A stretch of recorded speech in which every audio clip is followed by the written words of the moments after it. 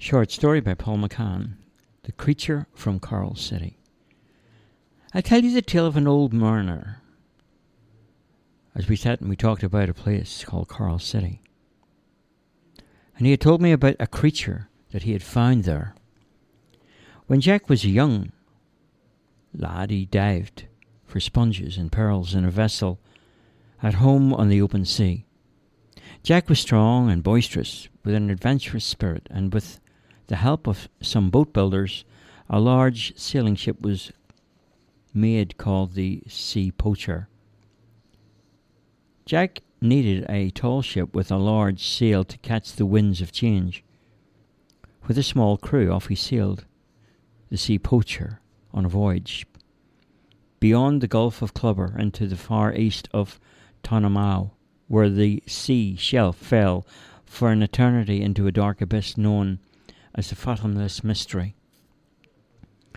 As the captain and the crew looked out into the horizon, a salty wind sped their ship through the green waters that covered the seventh sea towards the unknown mysteries of the deep.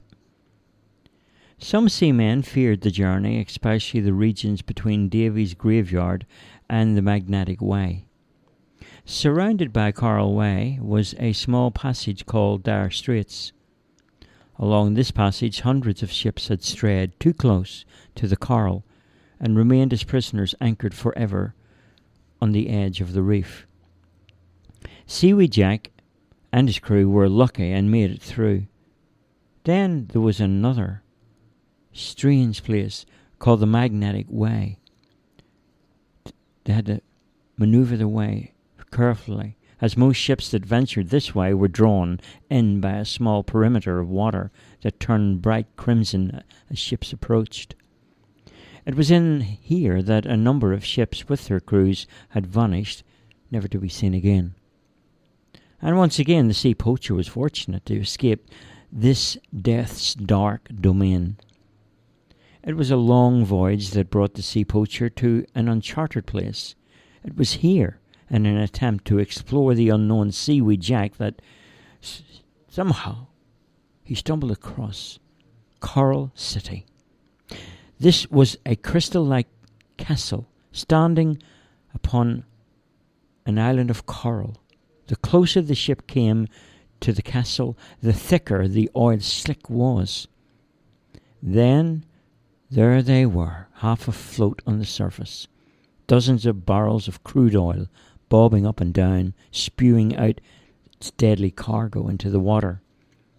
Through this, Jack looked in his telescope, and Seaweed Jack caught a glimpse of a strange creature on the back of an exhausted dolphin that was trying to reach the coral shore.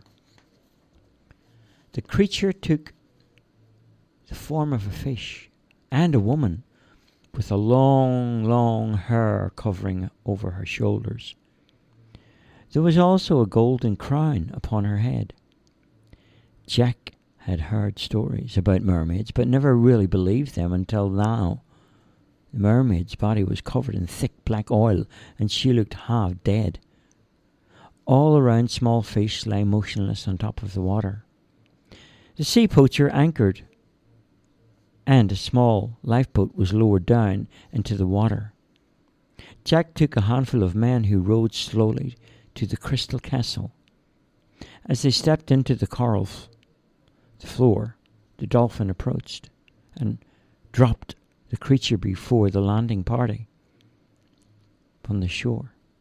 Jack stood breathing uneasy, felt ashamed and angry at what lay at his feet. Not only was this sea creature covered in oil, but there was an end of a harpoon stuck in the mermaid's side.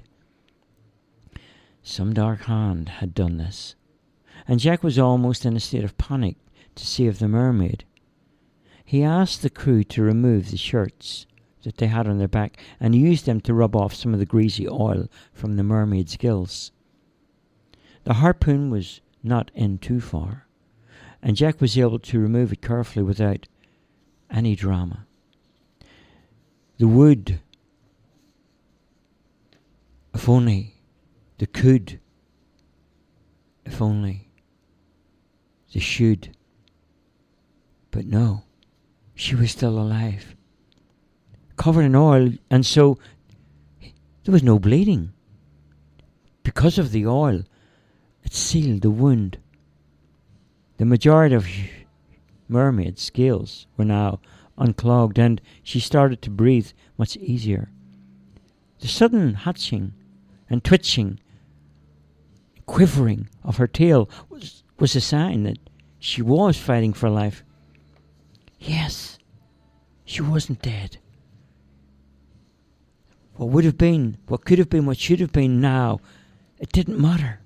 As they placed her into the lifeboat and they rowed back to the sea poacher, and in a few moments Jack bathed the mermaid in a saline solution, and after weeks of intense care, the mermaid recovered.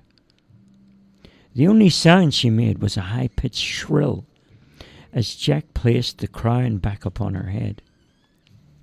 He spoke softly to her at first and brought her some food and a mirror and a hairbrush. He handed her lotions and oils, and she gathered up a smile upon her face. Everything he gave, she smiled. And then it happened. The mermaid placed her hands on his head, and she thanked Jack. And Jack received some kind of gift of mental telepathy. And he heard the mermaid speak to his heart. "I love you," she said. Jack nodded that he had understood, and she continued, "Welcome to my kingdom. Please allow me to return to the ocean." Jack nodded again. The mermaid started to speak and squeak and make noises, and she looked so happy.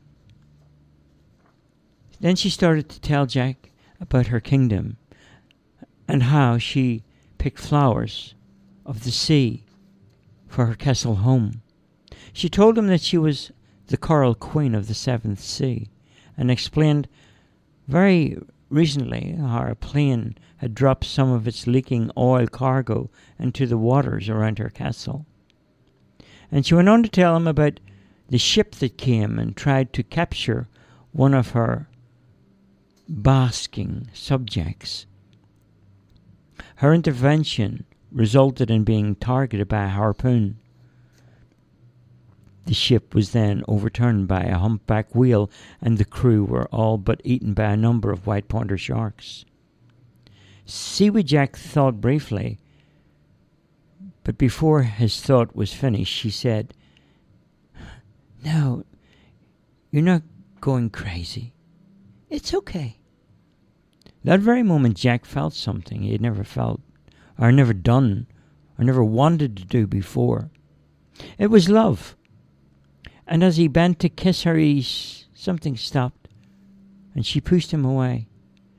"The ocean is my domain. You cannot live here with me, but I will guide you on your journey through all the currents that know me well. I must move home to an undiscovered island near here where my secret will be safe, and the black oil cannot hurt me any more." Jack smiled fondly, and he continued to tell her how fondly he felt towards her, and she continued, "My gills and scales are cracking. Soon I will be unable to move, so please, I must return to the ocean or I will die." Jack lifted her and carried her up onto the deck of the ship, and surrounded by his crew, he threw her into the water and he shouted, "Go then, Coral Queen, for out there is your home and not with me." The mermaids resurfaced a number of times, leaping high into the air from the water, into the air, back into the air, and back into the water, and leaping, her crown glistening in the sunlight, and her long hair clinging to her shoulders. Some dolphins joined her, and they raced together back and forward through the waves. The mermaid stood up on her tail and pointed in the direction of a light that appeared from the sky. It shimmered on the water, and suddenly a passage opened up upon the surface of the water. What no man had ever seen escorted the ship away from Coral City. Neptune arose from the ocean, blew a brief whisk wind that filled the sails of the sea poacher, and instantly the ship glided across the water until it came to rest by an island scattered with the wealth of 1,000 treasures. Jack and the crew took all they could upon the ship and made their way through the 6th sea until at last they were back home again. Jack and all the crew were now very old, and it was hard to say just how many years it had taken him on this voyage. Well, that's what he told me. That's the story of Seaweed Jack, who said someday he will go sailing again, back to his mermaid when the winds are fair. The end.